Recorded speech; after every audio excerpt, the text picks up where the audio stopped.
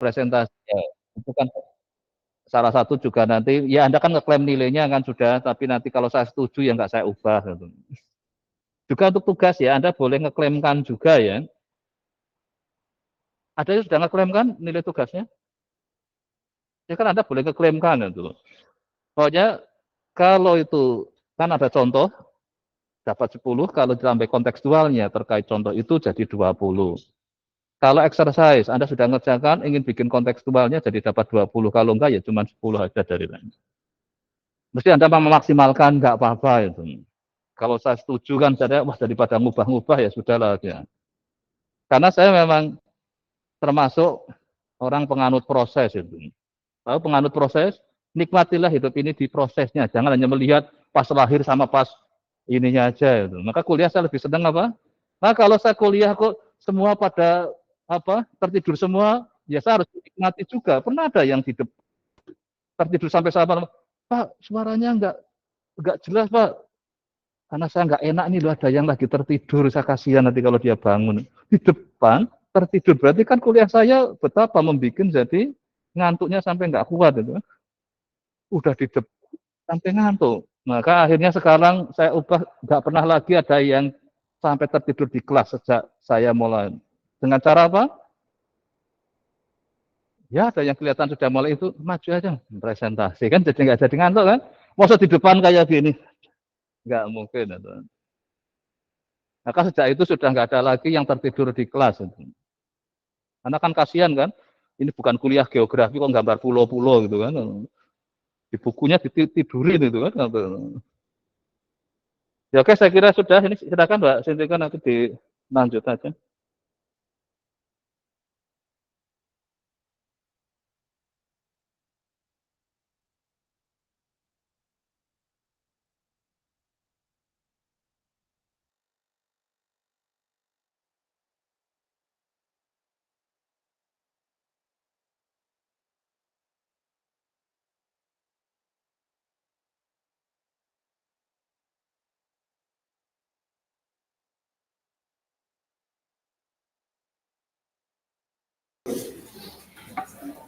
Ini untuk pembukaan kita sebelum random yang kemarin namanya merah mungkin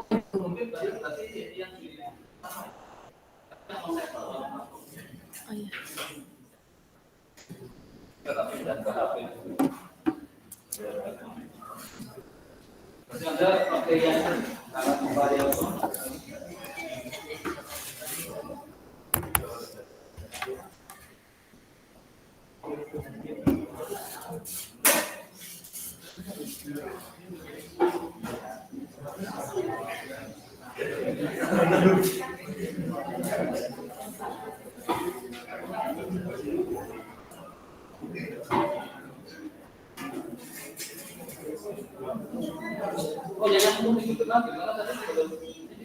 Yang minggu depan nanti saya infokan lagi Pak. Ya. Baik Pak.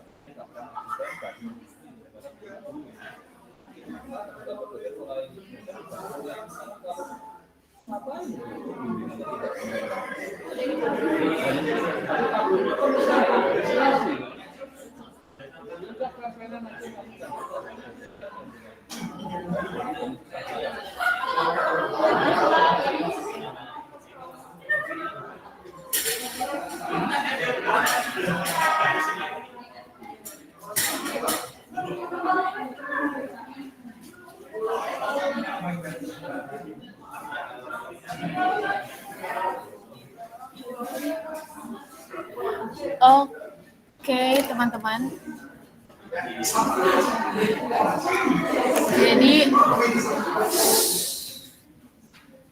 Jadi yang kemarin namanya sempat merah dan mau maju itu ada presensi berapa tadi? Presensi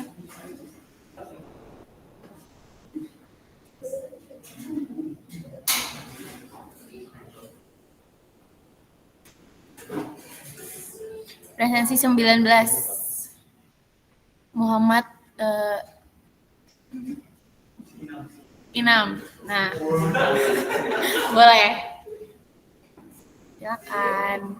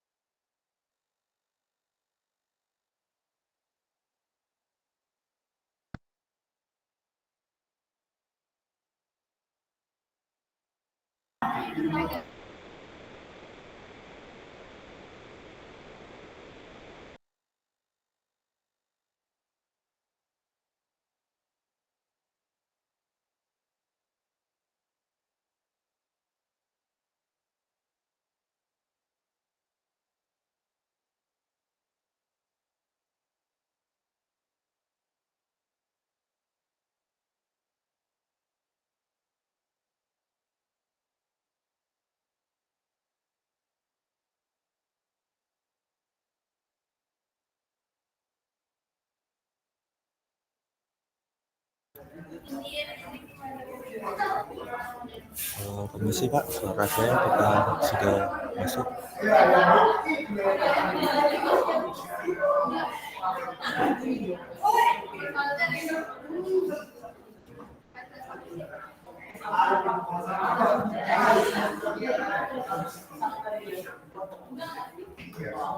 Ini langsung aja.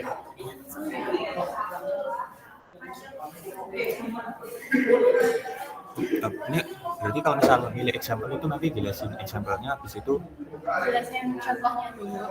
Baru kamu jelasin kontekstualnya. jelasin yang Oh, ada di bikin buku. kontekstual kan? Bikin. Ah, iya. Langsung kontekstualnya atau gimana? Kamu dapat example kan? Dapat. Nah, example dulu baru kontekstualnya. Oke.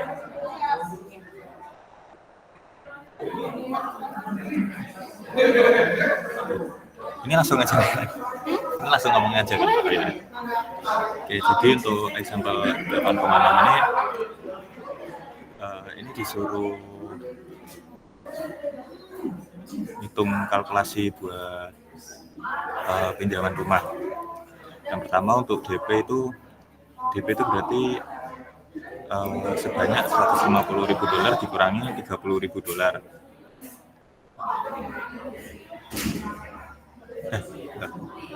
Oh, dia kan DP $30.000. Jadi kita pinjamnya itu $120.000. Lalu untuk bunga harian yang dikenakan itu sebesar bunga ini 9,9% dikali pinjaman dibagi 365 karena kita nyarinya per hari. Nanti bakal ketemu 32,5479. Di situ untuk bunga yang dibayarkan dari 12 Juli sampai 31 Juli karena dari 12 ke 31 Juli itu ada 20 hari, maka Kak ini jelasinnya pakai bahasa Indonesia atau bahasa Inggris? Maka di bunga harian tadi dikali 20 jadi ada $650,96. Terus selanjutnya ada pembayaran bulanan buat pinjamannya, itu kita bisa pakai anuitas dengan bunga 0,0085 karena di convert ke bulanan ini 0,099. Terus ini jadi 360 dengan asumsi bahwa tiap bulan itu ada 30 hari. Nanti bakal ketemu pembayarannya tiap bulan itu ada 1044,23.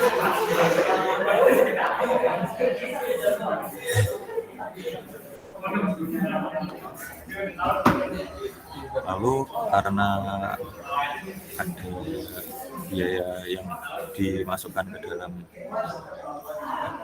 lalu Q-nya bisa dihitung dengan ini tadi dengan 0,015 kali pinjaman tambah 400 kurangi 2.200.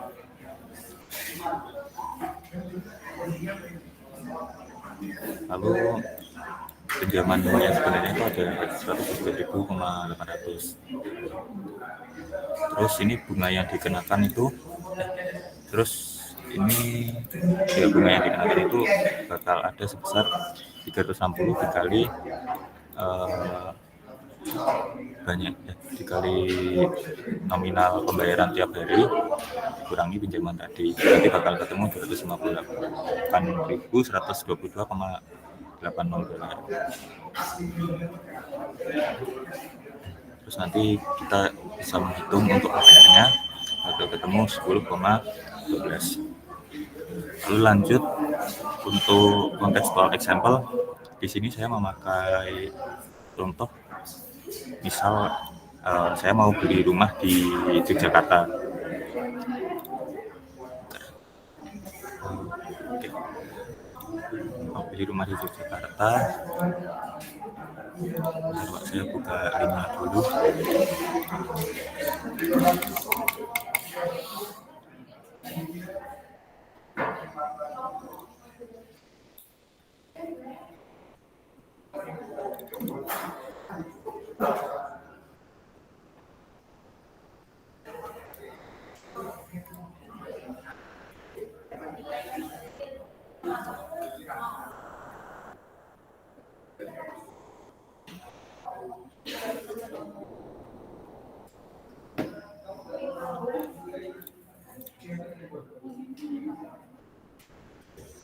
Jadi saya dapat data rumahnya itu dari sini yang 1,8 M.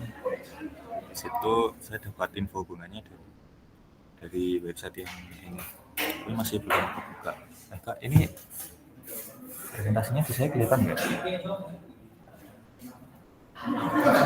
Masih loading soalnya.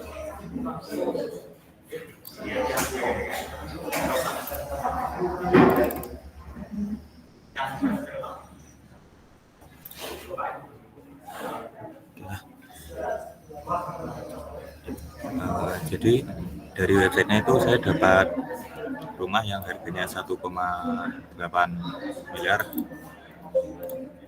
Di situ dengan asumsi bahwa saya punya gaji 40 juta per bulan dan saya itu mau nyicil rumah dengan KPR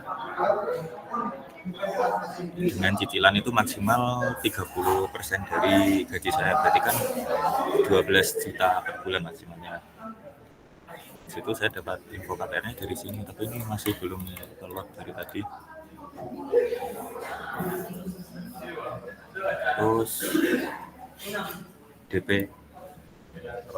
Terus DP yang saya bayar itu 600 juta rupiah dengan asumsi bahwa floating interest rate itu 12%, karena kan floating interest rate itu berubah-ubah sesuai kebijakan bank dan juga sesuai inflasi dan lain-lain. Jadi kita bikin asumsi aja 12% ya buat yang floating.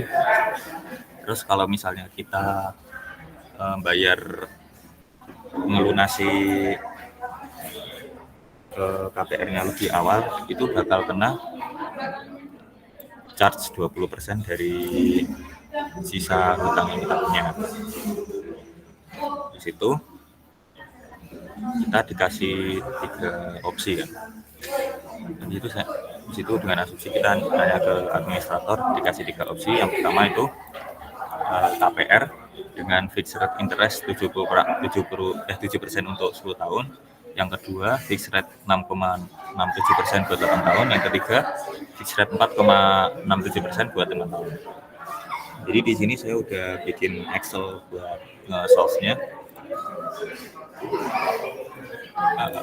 Kita masukin ke Excel sini. Nah, kalau di split screen itu keduanya masuk nggak? Enggak, ini saya soalnya nge-split screen sama apa? Excel. Dua-duanya ke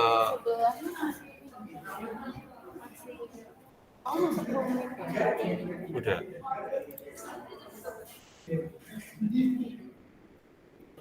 Atau jaringan kok kali ya? Ya, ini harusnya kan saya nge-split screen gini. Karena itu harusnya Excel. Oh, jaringan kok kali ya? Jaringan kok apa jaringan saya? Atau oh itu. Jadi misal kita masukin ke sini, bentar,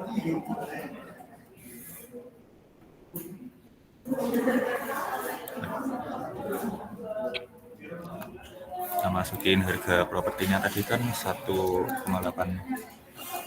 M, 1,8. Terus DP-nya itu berapa? 600 juta. Yang pertama berapa tanggal yang paling optimal buat tiap pembayaran opsi 1, 2, 3 itu biar estimasi bunga pinjamannya itu paling kecil. Kan tinggal dimasukin di sini rate suku bunga fixnya. Pertama itu coba ngitung yang nomor 1 itu 0,7%, 0,07. Itu periodenya itu suku bunga floatingnya 12%. Jadi untuk mencari tanggal optimal buat kita minjam itu berapa lama, itu kan biar bunga pinjamannya paling kecil itu kan idenya kita minjam dengan waktu yang sesingkat mungkin menggunakan budget kita. Tadi kan budgetnya 12. Nah, budget 12 itu berarti kan harus kita samain sama yang floating. Karena kenapa? Karena yang floating itu bunganya lebih gede. Jadi kita bisa pakai fungsi di Excel angsuran yang saat floating, data, analisis bagaimana juga dari tujuan. Baik, budgetnya tadi 12 juta.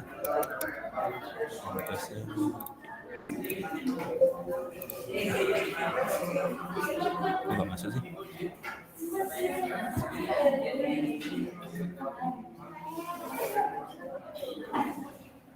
Masuk sih.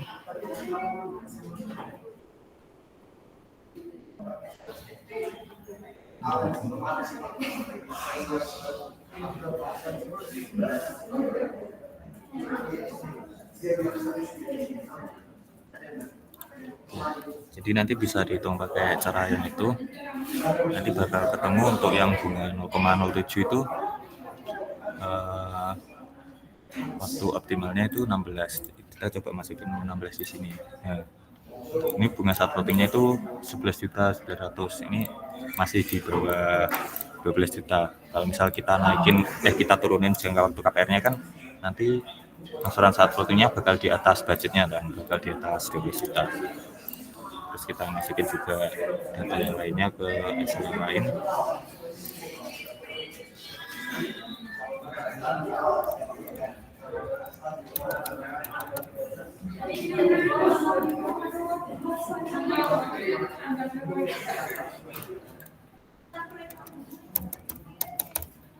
Terus yang kedua itu loan sebanyak 0,7, periodenya 8, suku bunga floatingnya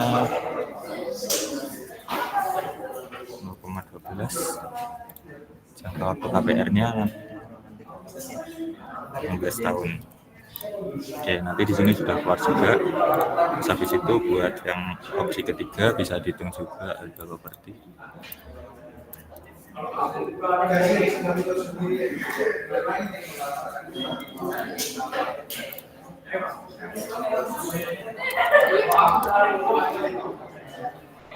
Suku bunga fixnya 0,0407, periodenya 5, 0,12, jangka waktu KPR-nya di sini biar optimal itu 20. Nah, terus di situ pertanyaan yang kedua, mana pilihan yang paling baik? Nah, untuk pilihan yang paling baik itu kan idenya kita nyari pinjaman yang bunga pinjaman totalnya itu paling kecil. Untuk pilihan 1 kan kelihatan di sini bunga pinjamannya sebesar 900 juta. Terus buat yang pilihan 2 itu ada 1.115 juta. Untuk pilihan ketiga ada 1.400 juta. Jadi untuk pilihan yang 1 itu yang paling optimal, yang paling bagus. Terus yang pertanyaan ketiga, dengan asumsi bahwa di akhir tahun kelima itu Enam punya uang yang sangat gede gitu, bisa ngelunasin semua hutangnya. Nah, dengan asumsi ini maka nanti yang bakal paling pilihan yang paling bagus itu yang mana? Kita bisa lihat di tabel amortisasi di sini untuk yang tahun kelima. Nah, untuk yang opsi 1 sisa utangnya kan ini ada 956 juta. Berarti dia nanti bakal melunasin 956 juta di akhir tahun kelima itu. Habis itu tadi kan ada charge sebesar 2% kan kalau misalnya kita ngelunasin lebih awal. Jadi ditambah 2% dari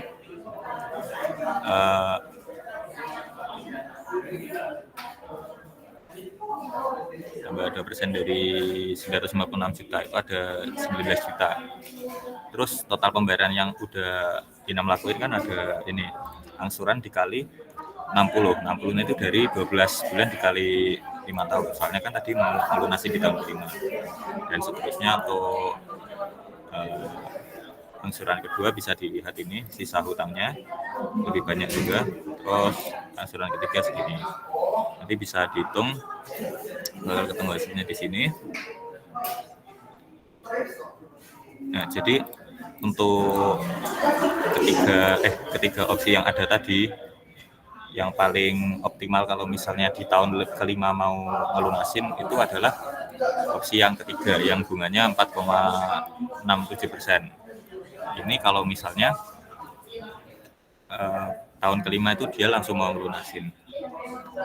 Terus pertanyaan yang kedua, kalau misalnya ada charge 1 juta buat appraisal, terus 1 poin untuk provision, insurance, deed for silent purchase, change of name fee, deed of transfer, bla bla bla dan sekian. Total first payment-nya berapa? Ini dengan asumsi saya nyari di beberapa sumber di KPR itu charge-nya itu biasanya dimasukin ke pembayaran pertama. Jadi ini saya masukin ke sini, ini tabelnya, tabel untuk charge tambahannya ada di sini. Untuk masing-masing pembayaran itu bakal ada. Nah, untuk charge-nya ini nggak bergantung sama periodenya. Soalnya yang dihitung itu cuma berdasarkan dari inisial pinjamannya, dari pinjaman pokoknya saja. Jadi untuk semua pinjaman total biaya bank dan notarisnya itu ada 85 juta. Jadi total pembayaran pertamanya bakal ada segini.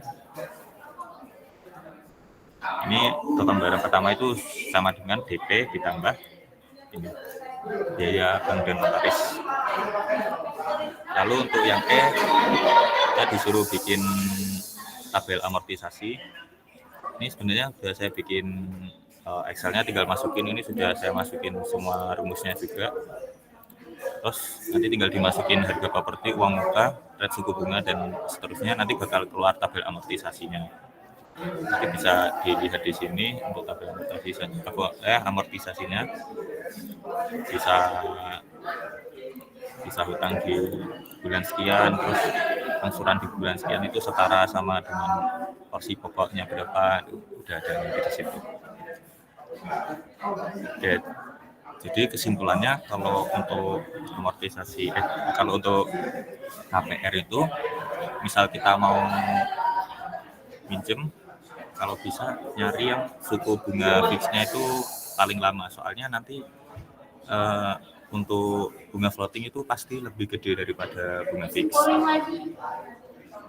Terus kalau misalnya untuk strategi untuk KPR, kalau misal untuk yang paling hemat itu ya kita nyari yang fix rate-nya paling kecil, nggak peduli terus kita lihat fix rate-nya itu selama berapa tahun, kita lunasin pada tahun tersebut. Oke. Jadi sekian presentasi dari saya. Terima kasih. Oke.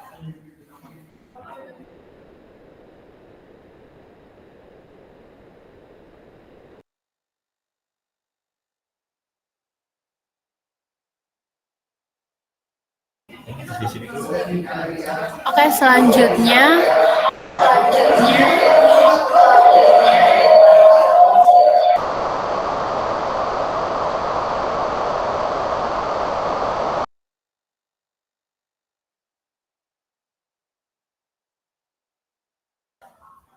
selanjutnya nomor presensi 18 seperti yang sudah dibagikan di grup ya teman-teman.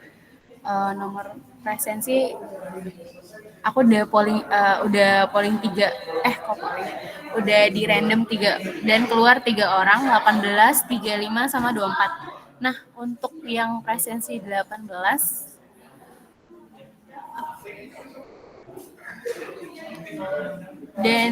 Daninta Indiana Mahaputri Hadir.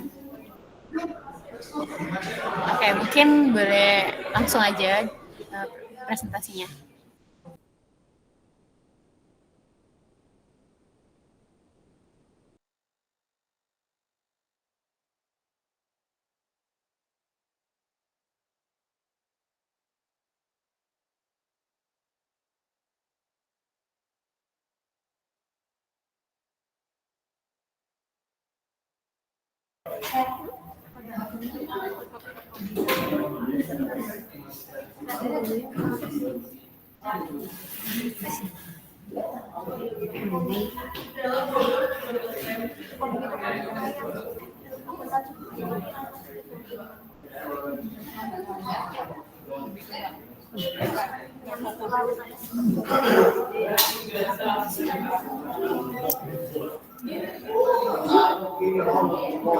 Oke, saya akan mempresentasikan untuk example 10.7 yang mana membahas tentang forward rate.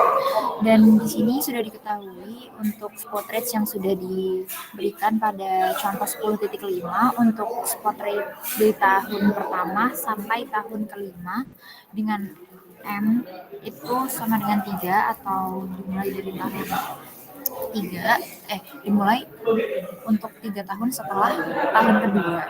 Kemudian teori yang digunakan itu adalah demikian seperti yang ada di Kellyson.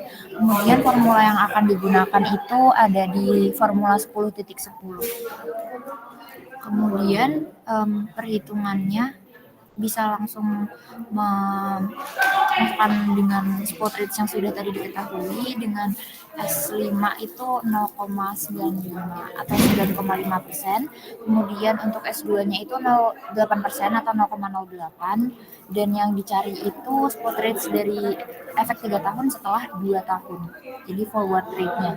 Kemudian didapatkan bahwa forward rate yang dicari itu 10,51% dengan perhitungan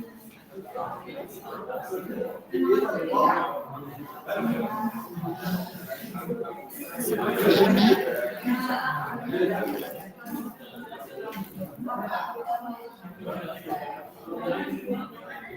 Dan didapatkan bahwa 3F2-nya itu 10,51%. Kemudian untuk kontekstual dari example 10.7 diambil dari PHEI atau penilaian harga efek Indonesia yang bisa diakses pada tanggal 22 Mei 2024 dengan mengambil spot rates yang ada di sini untuk waktu tahun pertama sampai ketiga. Kemudian akan dicek apakah nilai dari spot rate, future value dari spot rate itu akan sama dengan perhitungan untuk menggunakan forward rate. Kemudian formula yang digunakan itu menggunakan formula 10.5 dan juga 10.7 dari Kellyson. Dan di sini dihitung untuk future value dari spot rate untuk tahun ketiga itu didapatkan 1,21761 dan juga perhitungan dari masing-masing forward rate untuk F0 atau forward rate 0 atau bisa disebut sebagai spot rate di tahun pertama, kemudian forward rate tahun pertama dan juga forward rate tahun kedua. Kemudian didapatkan hasil akhir 1,217061 dengan perhitungan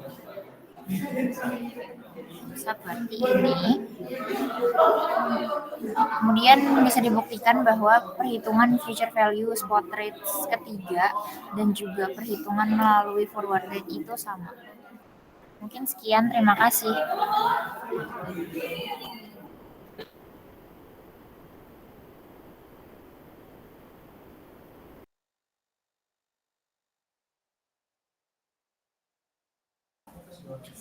Oke, udah 2 ya. Selanjutnya nomor presensi 35. Nomor presensi 35 itu ada Dwi Patra Diguna. Oke, silahkan. Misi Pak. Sebentar ya Pak.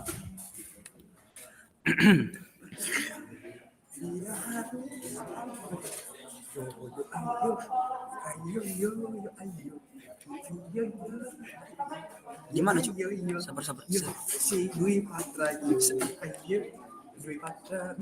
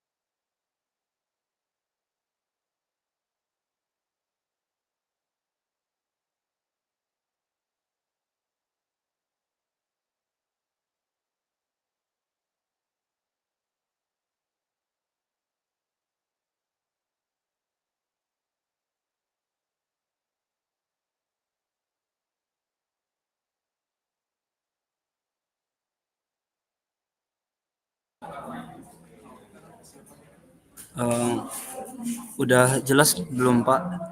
Share screen ya Pak. Jangan kencang Kak.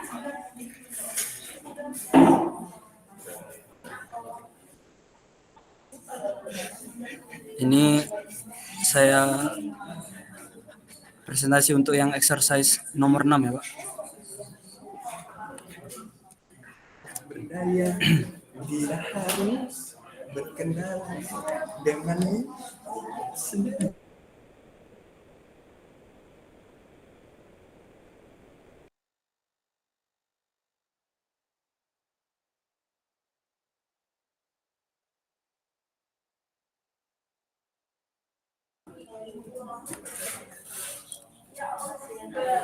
Jadi di soalnya Pak ada consider the bonds in example 10.2 from a different vantage point. Assume an investor has the choice of buying 10% bond of bond A or 2% bonds of bond B. Either choice will produce an idential flow of coupons. Jadi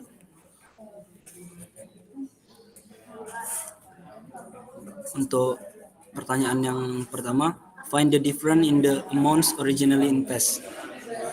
Yang B, find the difference in the payouts when the bonds mature. Yang C, verify that question B is the accumulated value of A at the spot rate of interest for the term of bonds. Nah, jadi untuk cara menjawabnya Pak, pertama ada di sini, recall that the price of bond at a level yield rate formula 10.3 can be solved for the question number 6 with the formula is, ini formulanya Pak, bisa lihat di teks. Ya Allah, kok gini? Sebentar. Jadi ini semua Cuk. Wait, geser ini.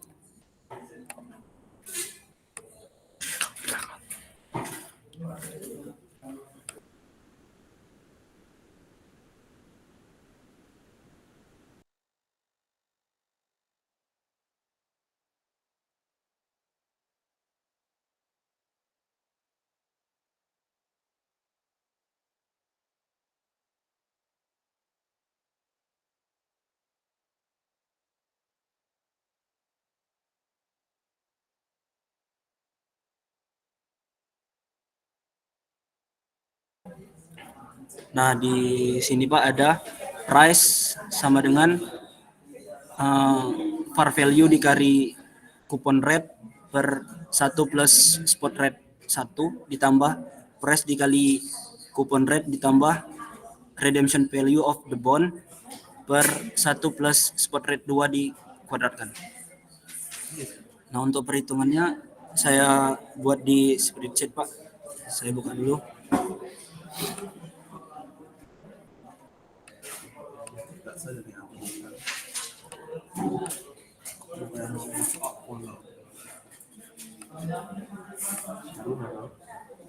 Enggak, Le. Bosan aja cok dari tadi. Asu.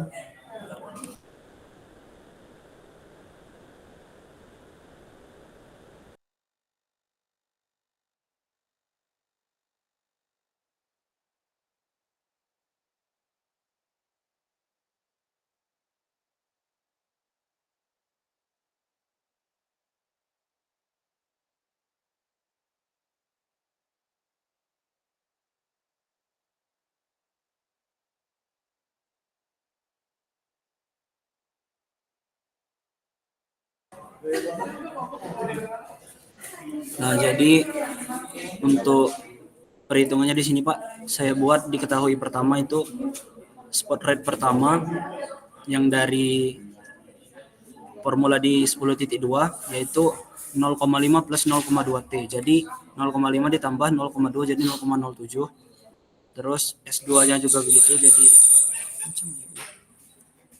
jadi 0,09. Untuk redemption value dari bond A ada 1000, redemption value dari bond B ada 1000 juga. Interest rate dari bond A ada 0,1 atau 10%, dan yang untuk EB ada 0,05. Nah, pertama kita cari dulu kupon dari masing-masing bond menggunakan formula 10.3 F dikali R. Jadi jika di soal itu tidak dikatakan, maka bisa kita asumsikan redemption value sama dengan par value Pak. Jadi bisa dikalikan 1000 dikali dari kupon rate-nya. Jadi 100. Terus untuk yang B itu ada 50. Maaf ini Pak. Kayaknya ini R Pak. Berapa?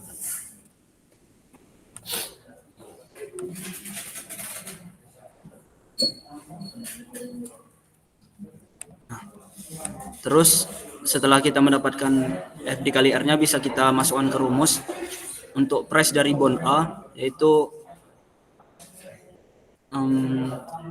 FR-nya dibagi dengan 1 plus S1 tambah redemption value ditambah FR-nya juga per 1 plus S2 kuadrat. Jadi price dari bond A itu sekitar $1.019. Untuk bond B juga perlakukan hal yang sama, jadi mendapat $930. Nah, untuk pertanyaannya,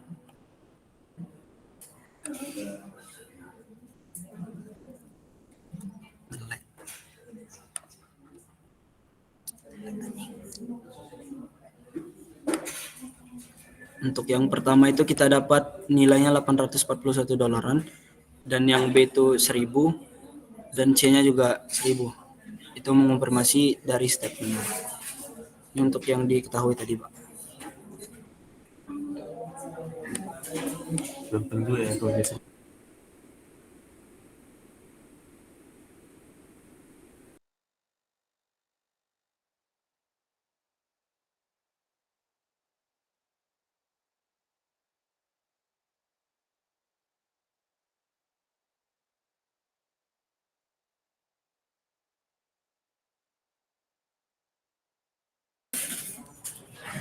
Oke.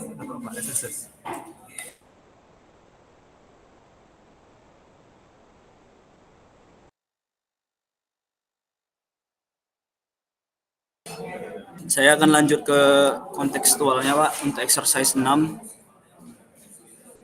Ini nge-lag ini, Pak.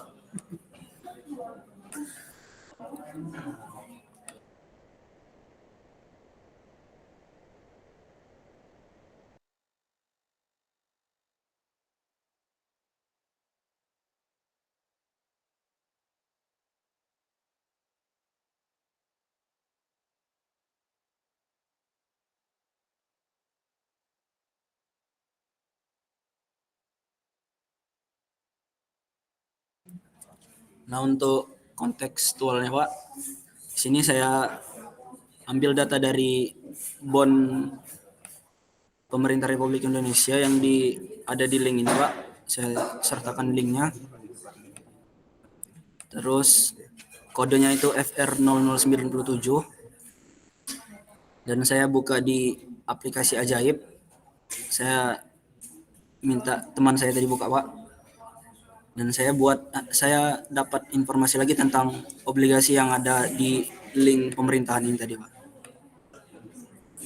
Jadi soalnya itu FR0097 bond is a 1-year bond maturing for 2.359.375 with 7,125% annual coupons.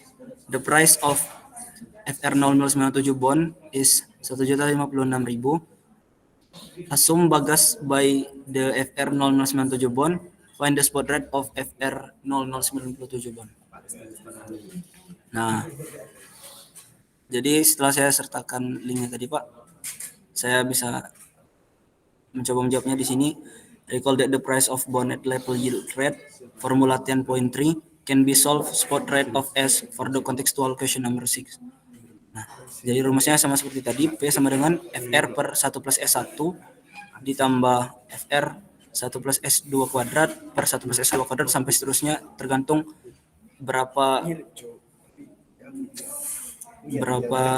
yield rate, berapa periode kita membeli obligasi tersebut. Nah, jadi saya hitung di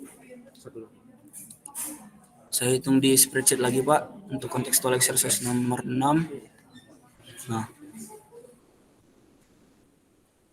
C dari bond FR0097 itu ada 2.359.375 redemption value-nya. Harga dari bondnya itu ada 1.056.994 dan kupon rate-nya itu ada 7,125% karena dia semi annually saya bagi 2. Terus untuk mencari spot rate-nya seperti tadi, saya cari dulu nilai dari kuponnya, yang mana C sama dengan F di hal soal ini. Langsung saya kalikan C-nya dengan R dengan diskon rate-nya. Dapat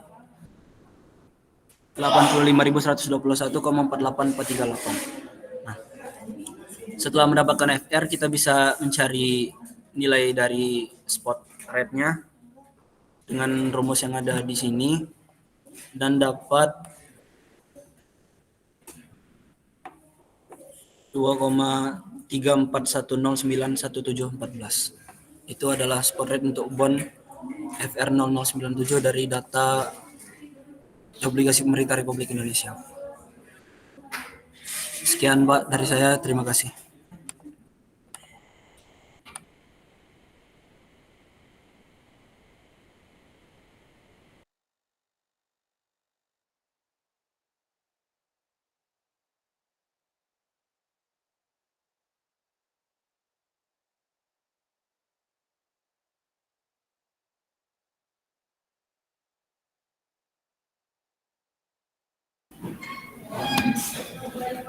Oke, sudah 3 ya. Selanjutnya yang keempat itu Arif Rahman Nur Hidayat. Ada. Oke, langsung aja ya.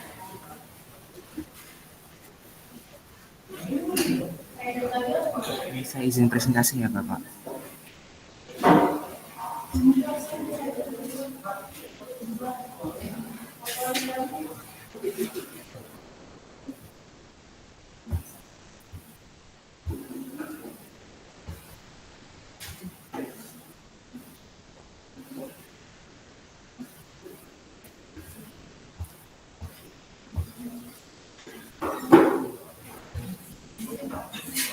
Oke, jadi saya di sini mengambil example 10.2. Bond A adalah bond 2 tahunan maturing $1.000 dengan 10% kupon tahunan. Bond B adalah 2 tahun bond maturing dengan $1.000, 5% kupon tahunan dengan spot rate dengan formula ST sama dengan 0,05 ditambah 0,02 T untuk T sama dengan 0,12. Soalnya itu tentukan price dari bond A dan B, lalu ada yield to maturity dari bond A dan B, setelah itu ada perbedaan antara yield to maturity dari bond A dan B. Yang pertama adalah price dari bond A. Kita punya rumus spot rate ST sama dengan 0,05 ditambah 0,02 T dengan T 1 dan 2 kita substitusikan sehingga diperoleh S1 sama dengan 0,07 dan S2 0,09. Kemudian untuk price dari bond A menggunakan formula P sama dengan FR sama dengan per 1 plus spot rate 1 tambah FR plus T per 1 plus spot rate 2 kuadrat. Diperoleh price dari bond A sebesar $1.019,31. Setelah itu untuk yield to maturity dari bond A dengan rumus yang sama kita substitusikan price dari yang diperoleh dari perhitungan sebelumnya yaitu 1019,31 kita masukkan ke persamaan sehingga diperoleh I sebesar 8,9%. Perhitungan yang sama untuk kupon B diperoleh price-nya sebesar 930,49 dan yield to maturity dari bond B sebesar 8,95%. Adapun untuk perbedaan yield to maturity dari bond A dan B yaitu bond A has 10% coupons and this is slightly shorter than bond B with 5% coupons. Dengan normal yield curve, as we have in this example, yield on the shorter bond 8,9% will less than dari yield that longer bond 8,95%.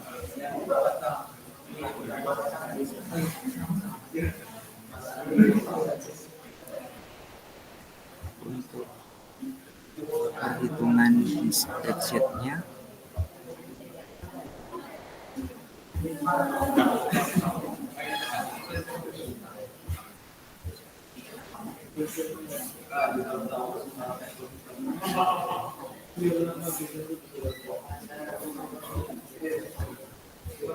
dengan menggunakan formula P sama dengan FR per 1 plus S1 ditambah FR plus C per 1 plus S2 kuadrat kita peroleh price dari bond A yaitu 1019,305 dan price untuk bond B dengan formula yang sama diperoleh price 930,49. Kemudian untuk yield to maturity dari bond A dengan substitusi dari price yang diperoleh sebelumnya kita mempunyai yield sebesar 8,9% dan untuk bond B dengan formula yang sama diperoleh yield 8,95%.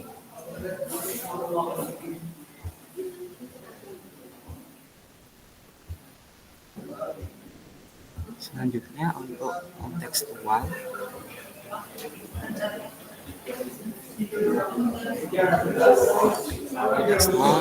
untuk example 10.2 saya mengambil kupon bond dari BCA dengan misalkan 50 juta deposit dan bunganya 6,5% convertible semi-annually. Misalkan dengan par value 50 juta dan kupon rate 6,5% convertible semi-annually dan periode selama 1 tahun atau 2 semester. Kita punya spot rate yang pertama sebesar 0,038 dan spot rate yang kedua sebesar belum share screen ini. Coba ini. Kok nggak ada share screen-nya ini? Belum masuk. Sudah masuk. Ini nggak login ke Google Meet-nya belum? Oh, nggak saya suaranya aja. Kelihatan nggak, Pak? Sudah share screen, Pak.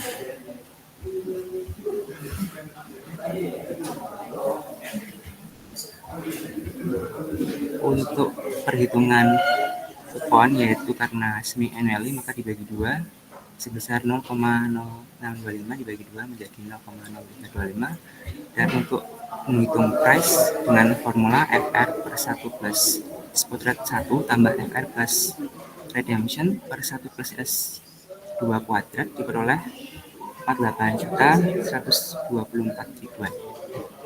Kemudian kita bisa mencari yield rate dengan mensubstitusikan price yang diperoleh tadi, sehingga kita peroleh nilai J sebagai yield rate semi annual sebesar 0,0528. Kemudian kita bisa mengalihkannya dengan 2 karena itu semi annual, sehingga diperoleh yield to maturity of the bond sebesar 10,56%.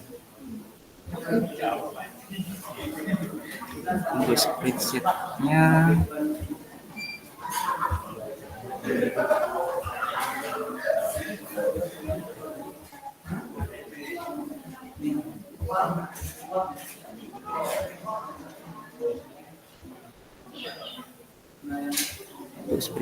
kita punya par value 50 juta dengan coupon rate 0,065 convert semi annual, sehingga kita bisa menghitung nilai price dari bond dengan formula ini diperoleh P sama dengan 48 jutaan. Kemudian dengan kita mensubstitusikan nilai P tadi, kita bisa menemukan nilai J, yaitu yield rate of the bond semi annual sebesar 0,0528 atau 5,28%. Kemudian kita mengalihkannya dengan 2 karena semi annual, sehingga kita peroleh 10,56% untuk yield dari bond tersebut. Sudah, Pak. Terima kasih.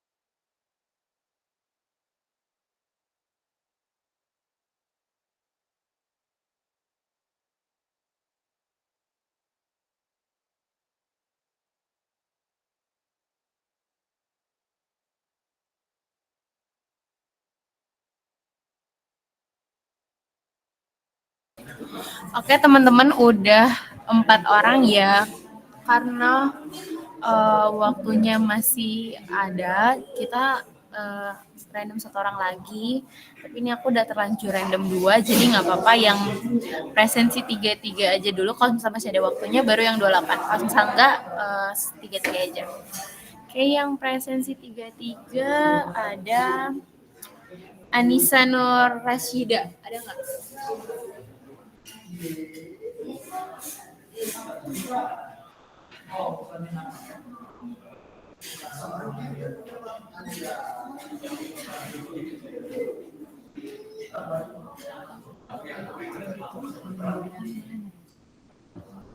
Oh boleh, ditukar minggu depan aja. Oke. Oke. Kalau gitu yang 28. Aida, ada nggak? Apa laptopnya mati juga? Ada. Oke, silakan. Itu yang Aida.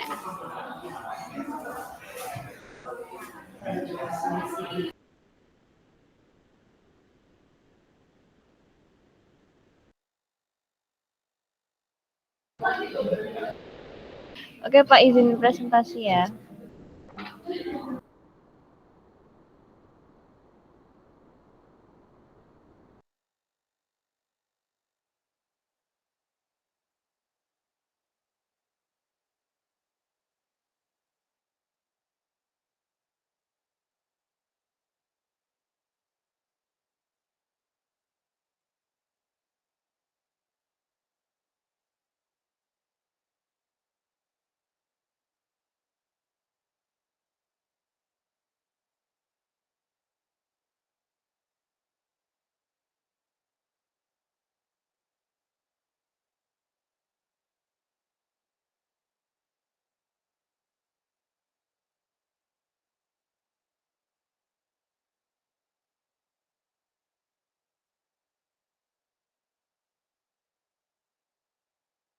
Baik, selamat pagi. Di sini saya akan presentasi week 10 yang example 10.5. Saya kebetulan mendapat nomor 5. Nah, oke, langsung saja. Yang saya tuh mendapat soal untuk from the example 10.1, we are given that S1 sama dengan 0,07, S2 sama dengan 0,08, dan seterusnya. Kemudian dari example 10.5, we are given that 1 plus forward rate ke 0 sama dengan 1,07 dan seterusnya. Nah, kita diminta untuk menemukan spot rates dari forward rates yang sudah diberikan di example 10.5. Nah, di sini kita diminta untuk membuktikan apakah spot rates yang akan kita terima, apakah spot rate yang akan kita komputasikan itu sama dengan rumus yang ada pada buku dengan menggunakan formula 10.5 dan formula 10.9. Kemudian langsung saja menggunakan formula 10.5 dan 10.9 kita akan mendapatkan S1 sama dengan F0 sama dengan 0,07 karena S1 itu sama dengan spot rate pertama sama dengan forward rate ke 0. Kemudian untuk menghitung spot rate kedua, 1 plus forward rate ke 0 kali 1 plus forward rate ke 1 dipangkatkan setengah dikurangi 1. Kemudian kita mendapatkan 0,08. Seterusnya sampai mendapatkan S5 dari formula Sn sama dengan 1 plus forward rate ke 0 hingga 1 plus forward rate ke n-1 dipangkatkan 1 per n dikurangi 1. Seperti itu. Kita juga dapat melihat komputasinya di sebentar, saya stop dulu biar bisa yang all windows.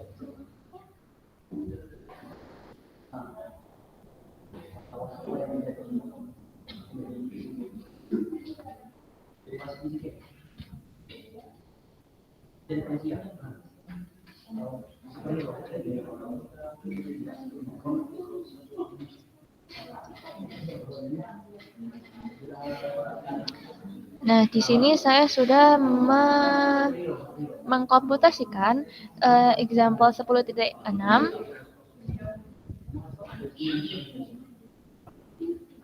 Dari sini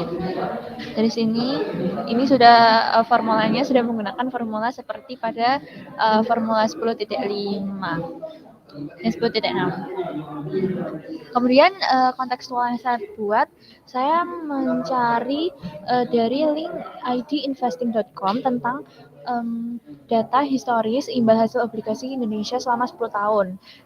Kemudian saya mengsubset datanya dari Januari 2024 hingga Mei 2024. Di sini kita mendapatkan, saya menggunakan rates yang paling terakhir, yaitu yang ini, yang 6,842 hingga 6,585. Kemudian ini merupakan spot rates. Kemudian saya mencari forward rates dari spot rates yang sudah terdapat pada link idinvesting.com ini.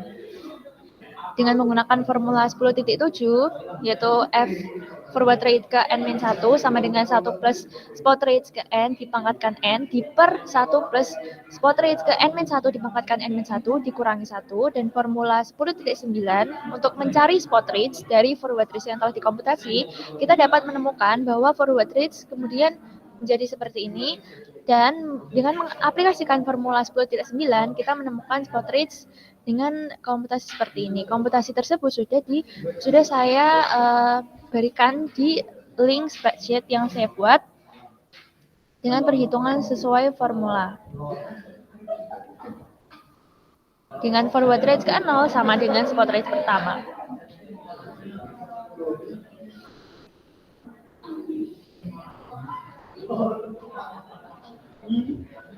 Mungkin itu saja presentasi dari saya mengenai example 10.5. Terima kasih.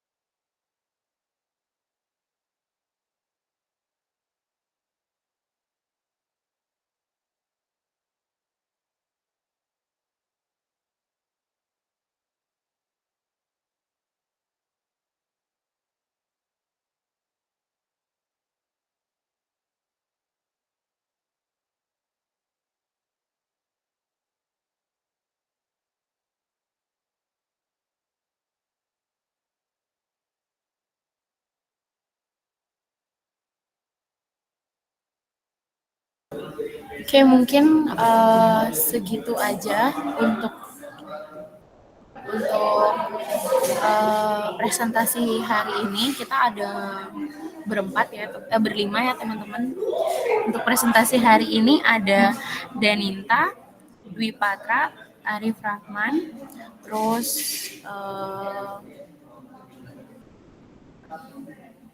Muhammad Inam,